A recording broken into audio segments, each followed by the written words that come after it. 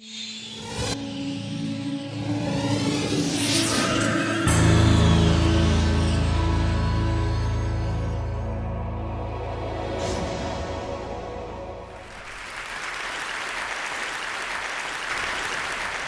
January, my company, Fark.com, was sued along with Yahoo, MSN, Reddit, AOL, TechCrunch, and others by a company called Gooseberry Natural Resources. Gooseberry owned a patent for the creation and distribution of news releases via email. Now, it may seem kind of strange that such a thing can actually be patented, but it does happen all the time. Take something already being done and patent it for an emerging technology, like phone calls on the internet, or video listings for TV shows, or radio but for cell phones, and so on. The problem with these patents is that the mechanisms are obscure, and the patent system is dysfunctional. And as a result, most of these lawsuits end in settlements.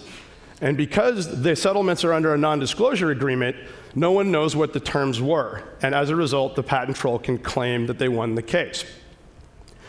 In the case of Gooseberry Natural Resources, this patent on emailing news releases had sort of a fatal flaw as it pertained to myself. And that was that in the mainstream media world, there is only one definition for news release, and it turns out that is press release, as in PR. Now, my company, Fark, deals with news, ostensibly. And as a result, we were not in violation of this patent. So case closed, right? Wrong. One of the major problems with patent law is that in the case when you are sued by a patent troll, the burden of proof that you do not infringe on the patent is actually on the defendant, which means you have to prove that you do not infringe on the patent that they're suing you on. And this can take quite a while. You need to know that the average patent troll defense costs $2 million and takes 18 months when you win. That is your best case outcome when you get sued by a patent troll. Now, I had hoped to team up with some of these larger companies in order to defend against this lawsuit, but one by one, they settled out of the case. Even though, and this is important, none of these companies infringed on this patent, not a one of them. And they started settling out. The reason they settled out is because it's cheaper to settle than to fight the lawsuit. Clearly, $2 million cheaper in some cases, and much worse if you actually lose. It also constitutes a massive distraction for management of a company, especially a small 8-man shop like my company. 6 months into the lawsuit, we finally reached the discovery phase. And in the discovery phase, we asked the patent troll to please provide screenshots of Fark where the infringement of their patent was actually occurring. Now, perhaps it's because no such screenshots actually existed, but suddenly, Gooseberry wanted to settle. Their attorney. Yes, my company is having a reorganization on our end, never mind the fact that the address led to a strip mall somewhere in northern LA with no employees. And we'd like to go ahead and close this out, so would you mind giving us your best and final offer? To my response, how about nothing?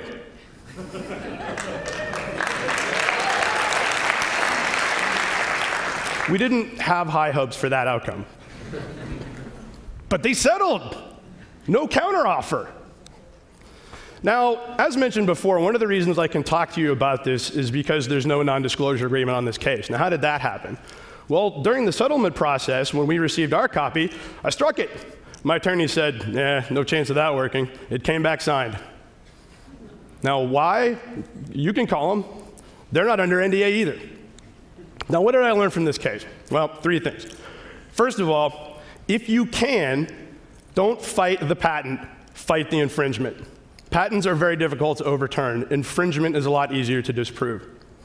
Secondly, make it clear from the beginning that either you have no money at all, or that you would rather spend money with your attorney fighting the troll than actually giving them the money. Now, the reason this works is because patent trolls are paid a percentage of what they're able to recover in settlements. If it becomes clear to them that they cannot recover any money, they become less interested in pursuing the case.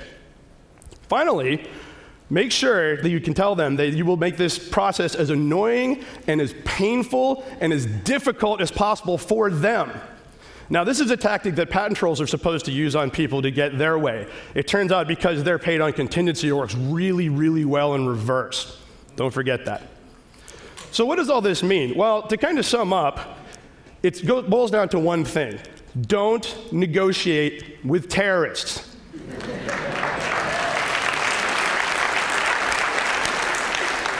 Patent trolls have done more damage to the United States economy than any domestic or foreign terrorist organization in history every year.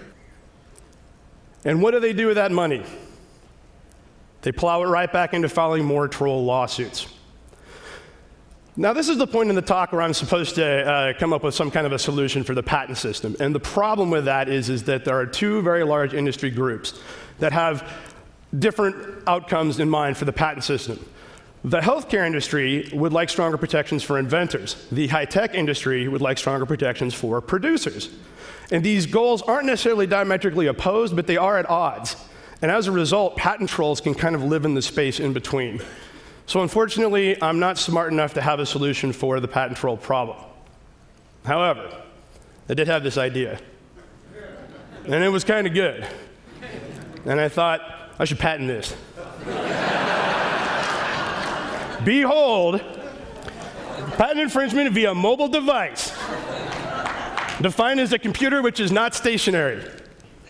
My solution, award me this patent and I will troll them out of existence. Thank you.